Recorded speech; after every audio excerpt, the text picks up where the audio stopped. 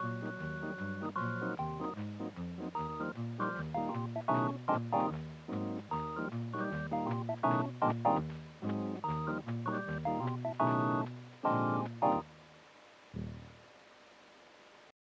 are now home from the vets, and Robin has settled down with her puppies. You will note that I now have her on sheeting, which gives the puppies some sort of traction towards the bitch's udder. This is a beautiful, strong, healthy litter of 9 puppies, with mother contented. In order to keep the puppies strong and sucking like this, it is necessary to organise the litter. I shall now show you how I weigh my puppies. I weigh my puppies from the time they're first born right until the time they're weaned. I put them on the scales, like so, and you choose the appropriate weights. Now the springing scales really aren't all that satisfactory. I find these ones that you put the weights on are much more satisfactory. And this little puppy, now at 24 hours old, has weighed in at 8 and 4 is 12 and 2 is 14, and that's a bit generous, 14 and a quarter ounces. Right. Now, the method of marking the puppies is such. When the puppies are first born, we do a rough one like this. There is the time the puppy's born, the weight at birth, a small diagram as to the weight on the chest, and whether there's an afterbirth or not, as the types of notes that we make when the puppies are born. And these little diagrams here refer to the shape of the white on the chest. So this little puppy, which we've just weighed in, he has a streak down his chest like that, and that corresponds, it's a little dog puppy, and that corresponds with puppy number 3 here, just the streak down the chest. But for you people who have breeds with different colours, like Cocker Spaniels and so on, it's probably easier. You've got a red puppy or a roan puppy or a party coloured puppy or so on. But with these sorts of breeds, that's the only way we can identify. Then once we've identified the puppy, I get out some nail polish and I mark the head on this particular puppy, and on the next puppy I'll mark it somewhere else. So we finish up with a chart like this, and the puppy I just showed you becomes head boy. Here's the next boy.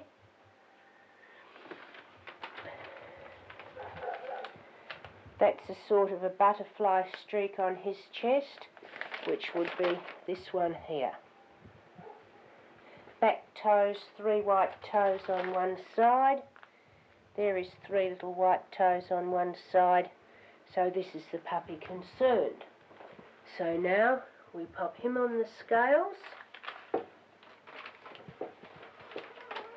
He was born at 13 and a quarter. He is now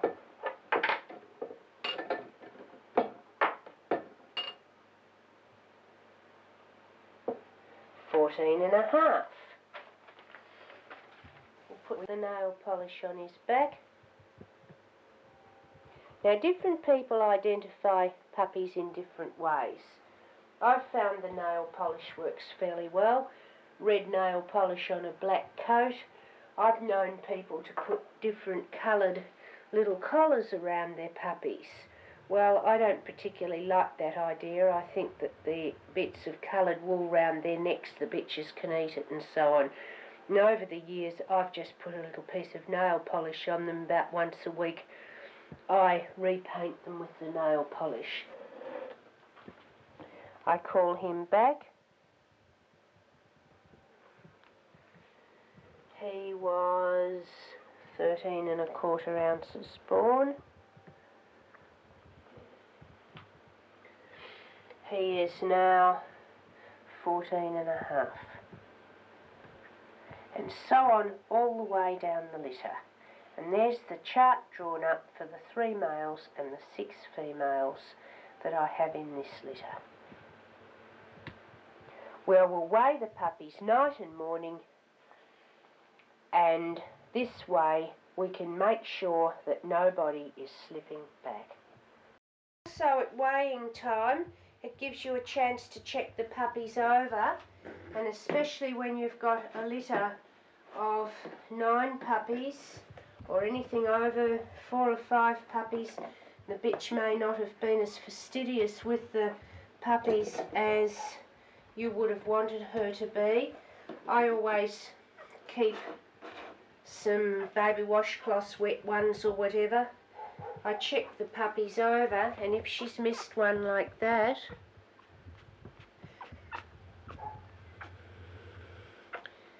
that will become quite sore by tomorrow. So I purely wipe the little bottom clean with a baby washcloth.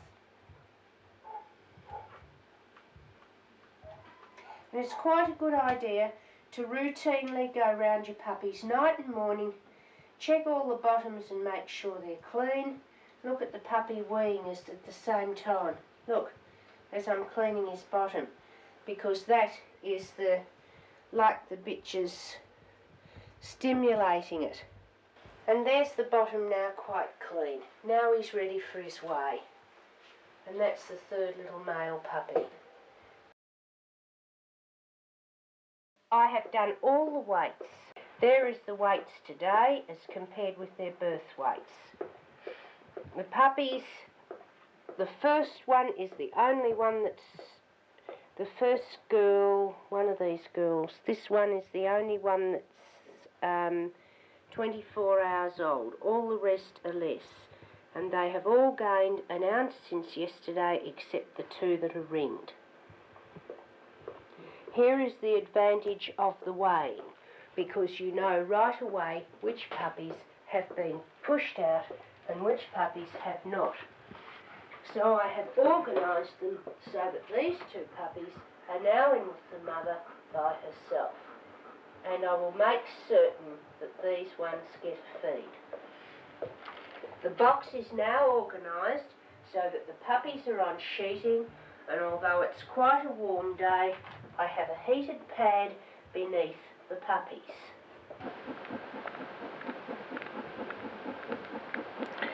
And I will keep an eye on these 2 little fellas. Look at it, it's fallen off again, for the next few hours, and make certain that they get their little tummies full and they don't get pushed out. It's not such an easy thing to do, because often the bitch won't let her milk down. With only 2 puppies in there, you sometimes need to bring more puppies in there.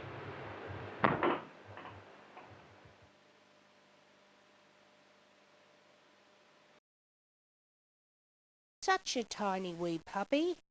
Without extra assistance, small puppies like this often do not survive. I'm not very happy with this little puppy. Although she's quite strong and she's sucking quite well, she's not really getting any milk.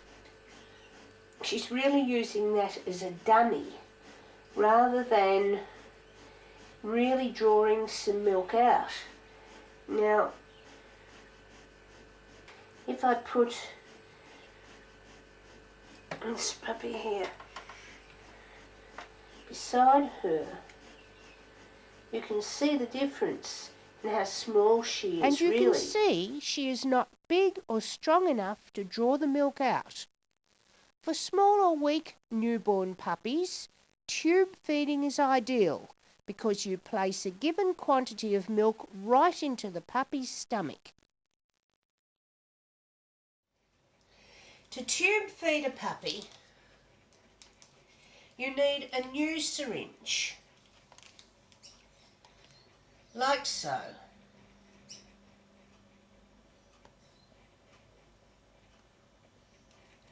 A 10ml syringe I find the most satisfactory.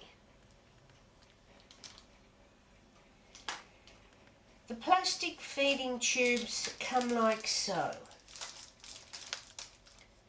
They are all sterile and they're contained within the packet.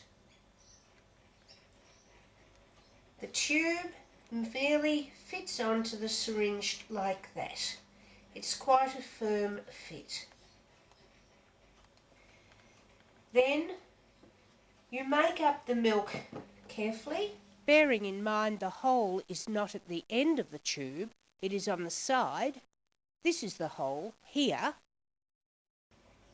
You put it in there and hold it with your finger so that you make sure that the hole's underneath the milk.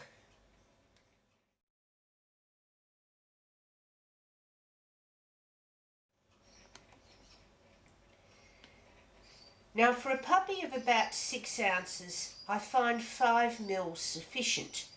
But when you draw the milk up and then you turn it up, there's a bubble in the top of the syringe. Now if you have the bubble like that and you put the bubble into the puppy, you will cause the puppy wind. And one of the whole things about tube feeding is to make sure you don't get air into the puppy's stomach. So it's most important to get the bubble back into the tube itself. I'm revolving it around. There's the bubble going. See the milk going back down out again. See the level of the milk coming up. And the bubble comes out of the syringe and the tube itself. Let's watch it again.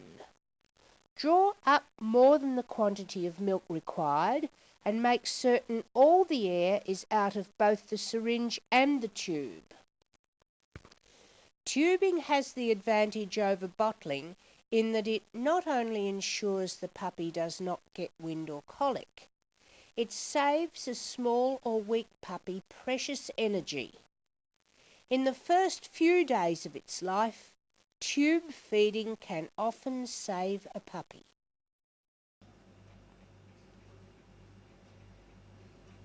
You check the temperature of the milk on your wrist.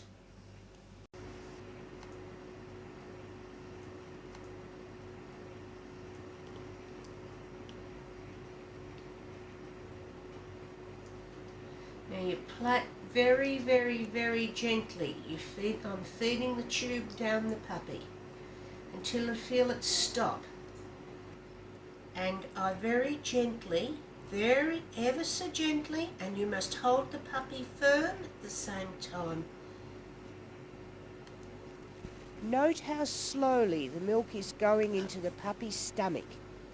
It is important, however, to hold the puppy's head and the tube firmly so the tube does not slide out before the syringe is empty.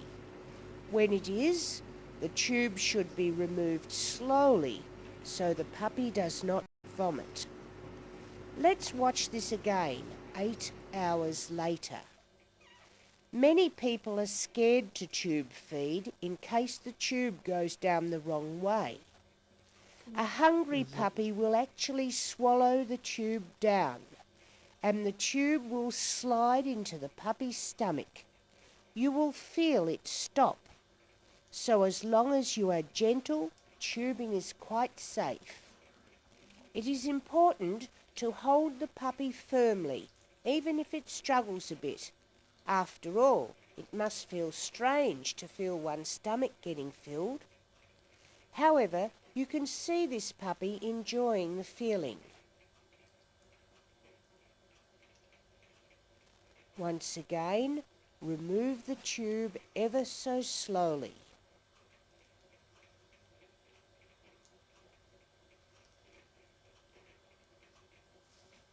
This puppy's stomach is now full. It is amazing what a difference supplementary feeding can make. If I need to supplementary feed, I find it best to use the tube until the puppy is 5 days old, then use a bottle. By 5 days of age, the puppy is big and strong enough to take what it needs from the bottle.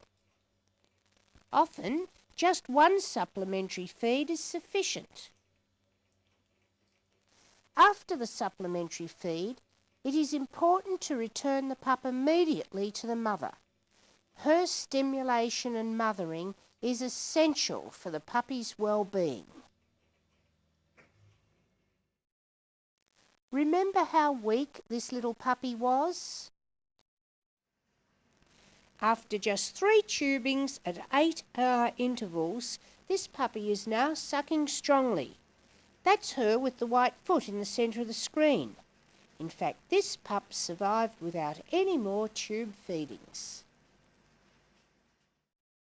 These puppies are now 2 days old. They're gaining very, very well. She's been out of them for now a period of about an hour, and she's just got in again. And as you can see, she's actually lying on her boobs so that the puppies don't worry her too much. You'll see that the ones that were hungry managed to get down to her, and the ones that weren't quite so hungry are still asleep up there with 4 tummies.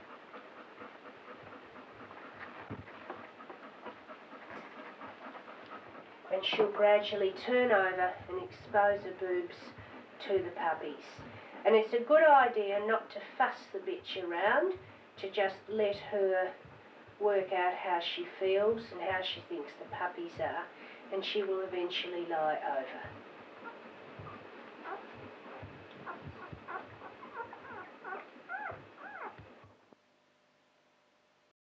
These puppies here are gradually making their way down to her. This one up here is lost.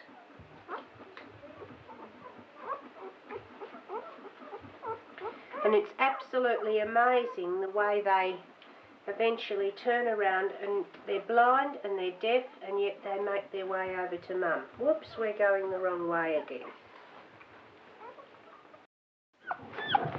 Here she's turning over now for the others. And see, we've got a little puppy lost.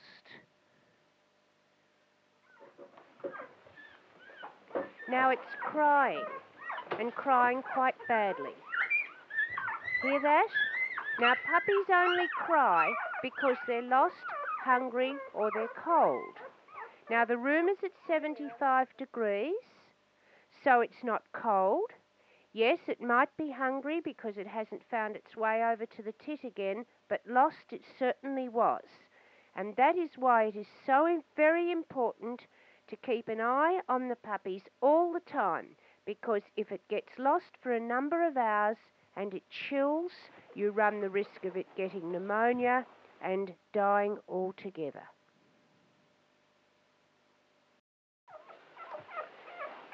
When all the tits are working at once, it really is a bit hard on the bitch. This is the way they will, why they will in fact half lie on their boobs and only expose half of them. And once the milk's taken down a little bit, they'll eventually expose the other ones.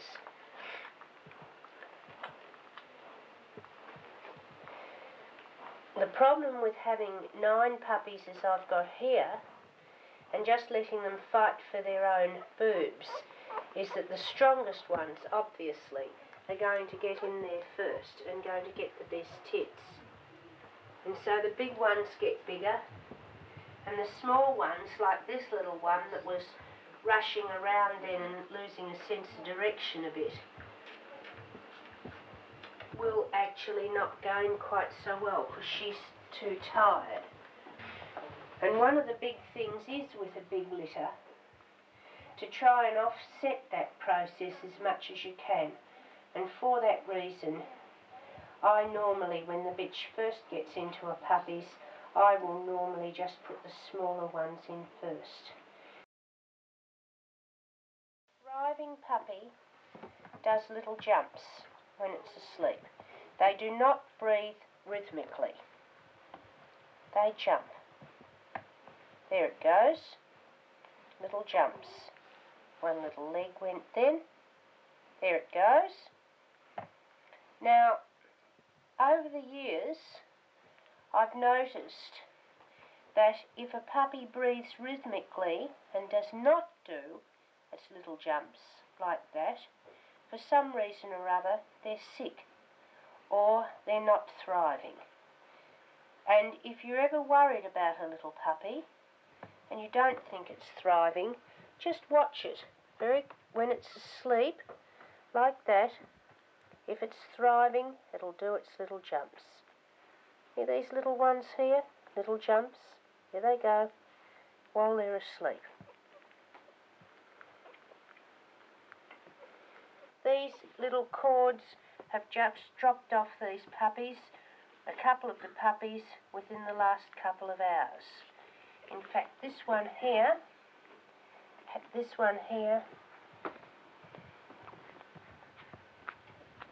that's the spot where the cord came off. Here, the umbilicus. Sometimes they can appear a little bit red, and if so, you can dab a bit of disinfectant on, but it's usually not necessary.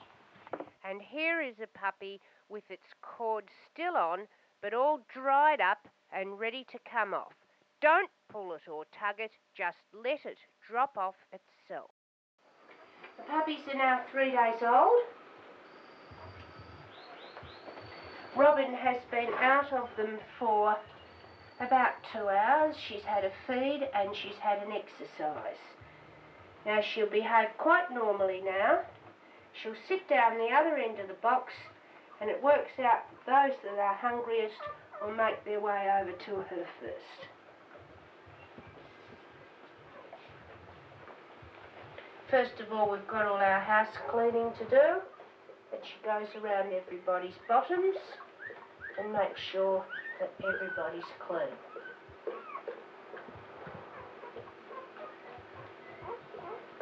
A good mother will do that.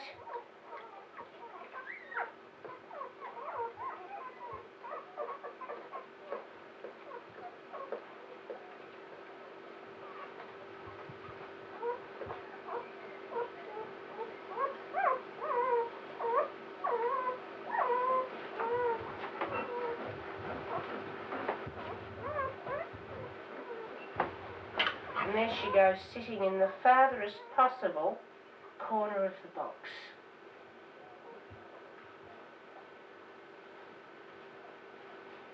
Another thing that I should point out at this point of time is that the puppies now, although they're sucking on there, they are not drawing back and they are not getting any milk. They're just working the udder.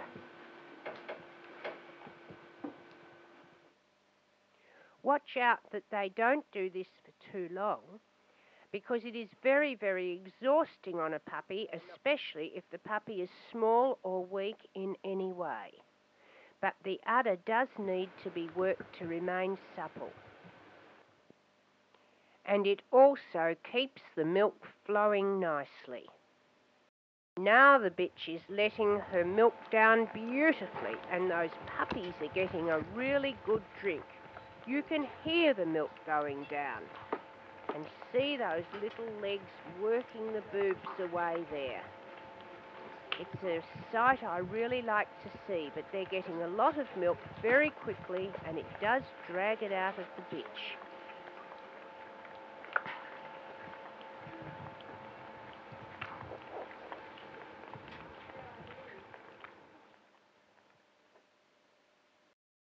And when the puppies have emptied the milk out of the bitch, this is a situation that can often occur. This puppy is actually sucking on the side of the boob, sucking without the teat in the puppy's mouth. This can cause the mastitis and actually damage the boob and bruises. So please ensure that the teats are in the puppy's mouth at all times, and that if they want some more sucking, that they are sucking correctly.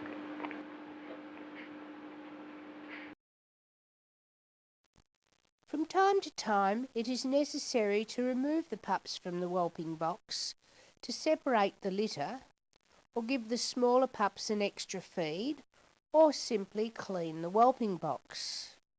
If you do this, make certain the alternate bed you make for the pups is either unsuitable for the mother or out of her way.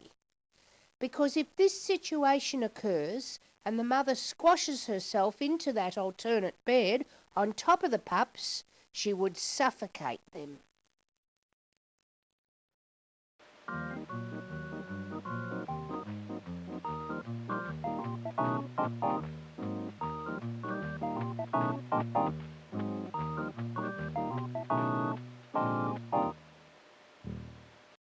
I'm not very happy with the puppies' weight gains today. The puppies have only gained that one 1/4 of an ounce, that one 1/2 an ounce, that one 1 ounce, that one 1/2 an ounce, that one about 1/2 an ounce, that one 1/4 of an ounce, that one 1 ounce. Now, I don't consider those weight gains as sufficient for this breed. I like to see 1.5 ounces per puppy per day. And so I think the 9 puppies on a 6-year-old bitch are obviously proving too much for her. So I am now going to bottle my litter, everybody. Now, there's lots of different ideas about bottling puppies. I have found over the years that you're better off every puppy once or twice a day. And I normally just let them suck until they fall off. It's important to keep pressure backwards so that when they let go, the bottle comes out of the mouth. You then must sit the little puppy upwards, like so, until it burps. If you don't, the puppy will get wind and scream. Now, you're not getting any more. And that snuffling sound that you can hear is absolutely normal with bottled puppies. Come on, little man. Check the temperature once again on your teeth, on your wrist. Now, little fella. See how I'm supporting the puppy with my finger underneath.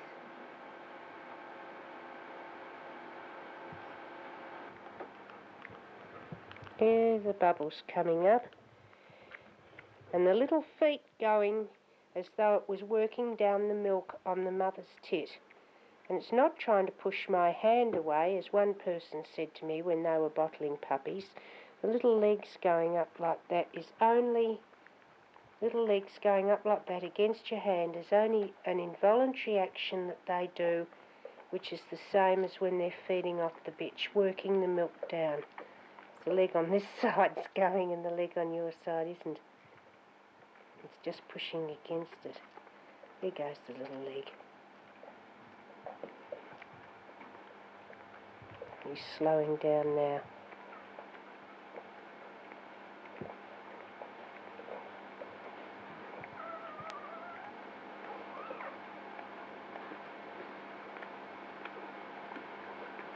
Do you want the slow teat? I use ordinary baby's bottles, as you can see, with this breed. I've never found pet bottles as satisfactory as the ordinary baby's bottles, but I do use a slow teat. Also, the milk I use, various people have various recipes.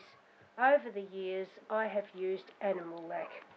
That is the animal lac, which I have used for many, many years and never had a problem with.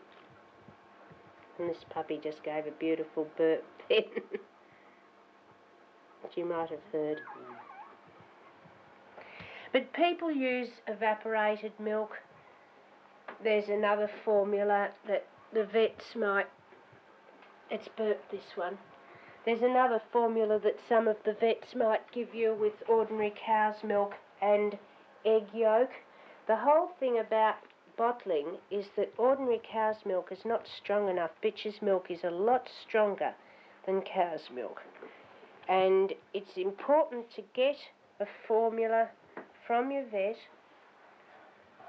or to use animal lac if you can get it. Certainly boiled cow's milk is not strong enough. Goat's milk, some people use with great success also.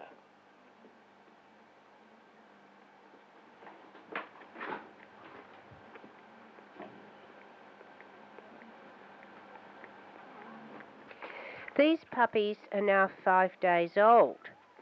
I was really very pleased that I didn't have to bottle them in those first 48 hours when the bitch's first milk or colostrum comes down. The colostrum contains all sorts of things that are essential to newborn puppies, and although you don't want to lose your puppies either, it is best that they do get the colostrum. But after 4 or 5 days, if she isn't producing enough milk for them all, and she certainly had ample opportunity to, it is certainly okay to bottle them to keep their weight gains up.